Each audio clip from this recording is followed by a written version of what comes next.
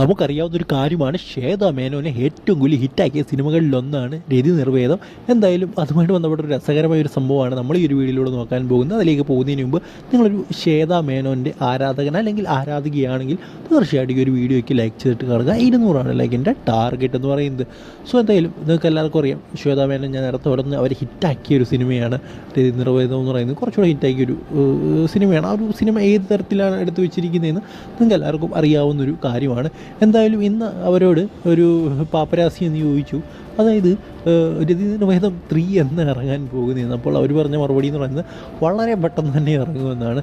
അതുപോലെ തന്നെ അതിൻ്റെ പുറത്ത് നമ്മുടെ ശബരീഷ് വർമ്മയും ഇപ്പോൾ ഉണ്ട്, മറ്റേ പ്രേമത്തിലേക്ക് മറ്റേ ആ ഒരു റാപ്പ് സോങ്ങൊക്കെ ഇറങ്ങിയ വ്യക്തി. സോ അദ്ദേഹം പറയുന്നത് 4 ഞാനായിരിക്കും നായകൻ, അല്ലെങ്കിൽ ഞാൻ 4 ഉണ്ടാകുമെന്നൊക്കെ അദ്ദേഹം പറഞ്ഞ് കളിയാക്കുന്നതൊക്കെ നിങ്ങൾക്ക് കാണാൻ സാധിക്കും.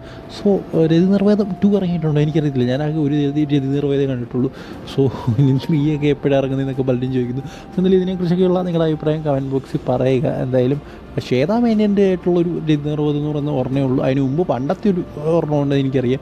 അല്ലാതെ ഈ 3 എന്നൊക്കെ പറയുന്നത് എനിക്കറിയില്ല. നിങ്ങളുടെ അഭിപ്രായം നേരത്തെ കമൻറ്റ് ബോക്സിൽ പറയുക.